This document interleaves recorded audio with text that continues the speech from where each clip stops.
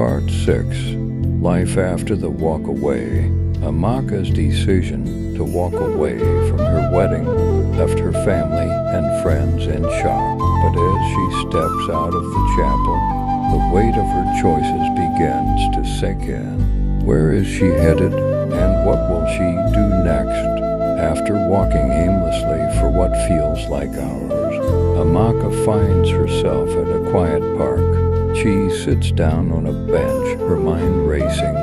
Her father's betrayal, the discovery of Chima, and her family's lies have left her questioning everything she thought she knew. She knows that she can't go back to the life she had, but what does the future hold now? In the days that follow, Amaka isolates herself. She moves into a small, rented apartment and avoids all calls from her friends and family, including Kelechi. She's not ready to face him, and part of her fear that she's lost him for good. But more than that, Amaka needs time to reflect and figure out who she is outside of her family's shadow. Kelechi, confused and heartbroken, gives her space, but he doesn't give up on her. He sends her messages of support, hoping that she come back to him when she's ready. Will Amaka find the strength to face her family and Kelechi again? Or will she keep running from the truth and the people she loves? Part 7. Facing the fallout. As the weeks go by, Amaka realizes that she can't hide from her problems forever. She finally reaches out to Chima, her half-brother. Despite the anger and resentment she initially felt, Amaka begins to see that Chima is as much a victim of their father's lies as she is. They meet at a small cafe, and the conversation is raw and emotional. Chima expresses his frustrations. He spent years feeling like he was the family's secret, never truly belonging. But Chima also wants to move forward, to have a relationship with Amaka despite everything that's happened. They share a bittersweet bond, connected by their shared pain, but also by the hope for a better future. Meanwhile, Amaka's mother, devastated by Amaka's disappearance, reaches out to her. After much hesitation, Amaka agrees to meet her mother, but the conversation doesn't go as planned. Her mother apologizes for the lies, but Amaka can't shake the feeling of betrayal. "Why didn't you leave him?" Amaka asks, her voice breaking. Her mother, in tears, explains that she stayed for the sake of Amaka, trying to keep the family together even when the truth was tearing her apart. But Amaka isn't sure if that was the right choice. Will Amaka ever be able to forgive her mother for staying with her father, despite knowing the truth? And what about her father? Can she ever face him again? Part 8. The Final Confrontation. Eventually, Amaka knows that there's one last person she needs to confront, her father. After months of avoiding him, she finally agrees to meet him at the family home. Her father is visibly nervous. When she arrives, he knows he's lost her trust and perhaps her love. The conversation is heated. Amaka confronts her father about his years of deceit and the pain he's caused both her and Chima. Her father admits that he was weak, that he made selfish choices, and that he never thought the truth would come out in such a painful way. He tells Amaka that he regrets not being honest with her from the beginning, but he insists that he always loved her. "I don't know if I can forgive you," Amaka says, her voice shaking. "You ruined everything." Her father, now with tears in his eyes, asks for her forgiveness, but knows it may take time. He reveals that he's leaving Nigeria with Chima's mother to start a new life abroad.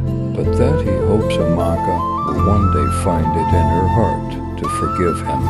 This final conversation is the hardest Amaka has ever had, as her father walks away from their family home for the last time. Amaka feels a mix of anger, sadness, and relief. Can Amaka ever truly forgive her father, or will the scars of his betrayal stay with her forever? Part 9. A New Beginning.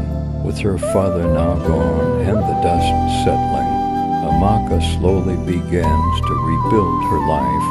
She starts focusing on her career again, pouring her energy into her work as a way to heal.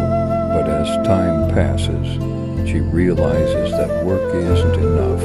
She needs closure, not just from her family's secrets, but also with Kelechi.